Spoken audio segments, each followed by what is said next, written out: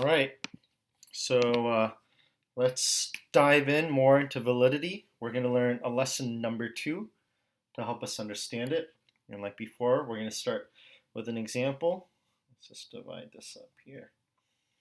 Okay, so let's look at this. So P1 and let's try to think of some true claims. Like, I don't know if you can see it's night out actually. So I'll premise 1. It's night out.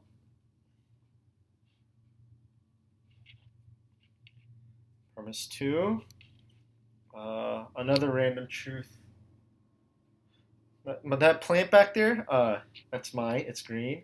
Professor Moon's plant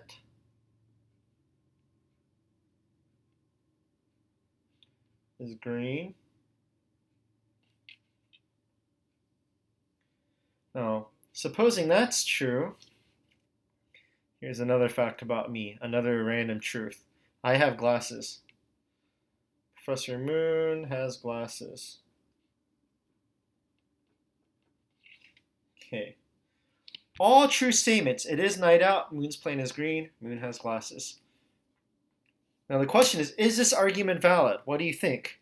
Make a guess. Pause. Think about it. Make your own judgment. Okay. I'm going to trust you pause to make your own judgment. Now what do you think the answer is? I'd say it is not valid. Okay, so that's the answer. This is not valid. Now you might be disappointed, but this one people are more likely to get. Because if you look at the definition of validity, it just says if the premises are true, then the conclusion must be true. Okay? Now in this case, we have true premises and a true conclusion. But the if and the then are very important. So if these are true, does it follow that this has to be true? So does it follow that if it's night out and Moon's plant is green, does it follow that Moon has to have glasses? No. We could crush my glasses and it could still be true that it's night out and Moon's plant is green. Okay? Using this other definition, it's impossible, right? For an argument to be valid, it's impossible for the premises to be true and at the same time the conclusion to be false. But in this case, it is possible for the premises to be true and the conclusion to be false, right? So it doesn't meet this definition, so argument is invalid. Okay, so what's the lesson we can learn from this? We'll call this lesson 2.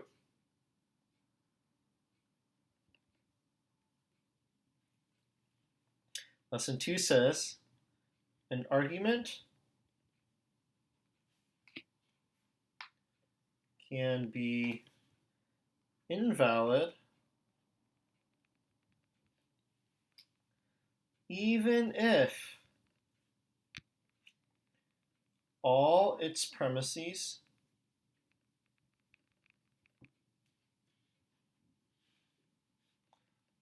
and the conclusion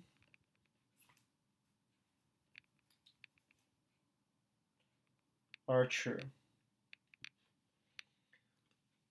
Okay, an argument can be invalid even if all its premises and the conclusion are true.